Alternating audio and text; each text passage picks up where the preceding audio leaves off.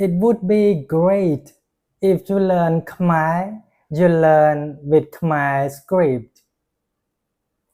Now we're going to learn the basic consonant law and consonant or pronounce with the vowels to make words. Let's get started. Lo a la, lo a lệ, lo ấy lầy, lo ơ lơ, lo ơ lơ, lo ô lâu, lo ô lâu, lo úa lùa, lo á la, lo ưa lừa, lo ia lìa,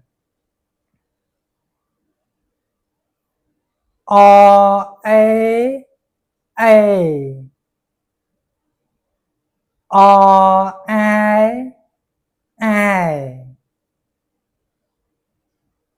o ấy ai, o áo ào, o áo áo, o ông, o om,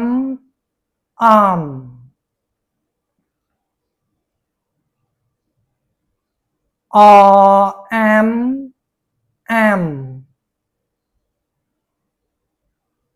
o a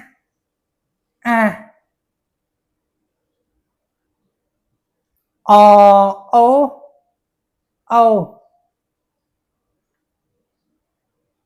o e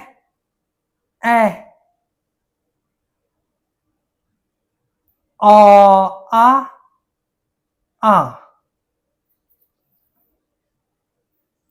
Consonant law as in word lâu la, lo âu lâu, lo a la, lâu la means noisy. When you hear the sound that makes you feel noisy, that means lâu la, too much noise, lâu la. The next word, lơ cơ, lo ơ lờ,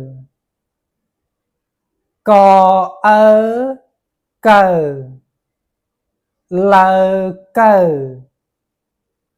means silly, a silly person. We call that person is silly, which means lơ cơ.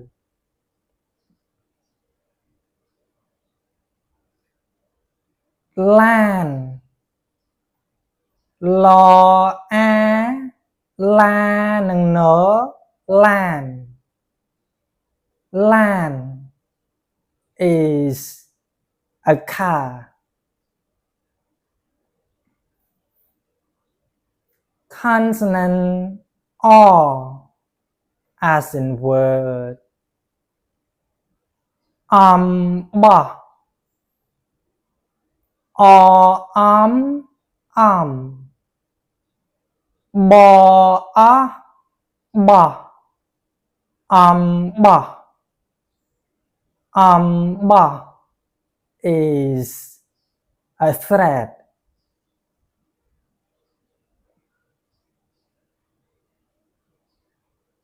ha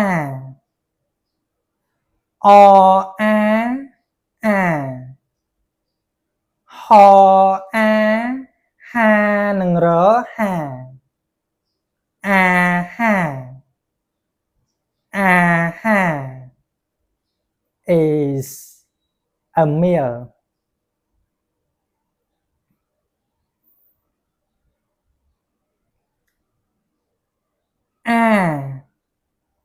อหนึ่ง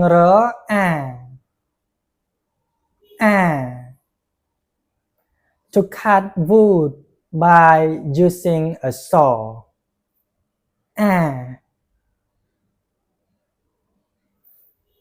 thank you see you in the next lesson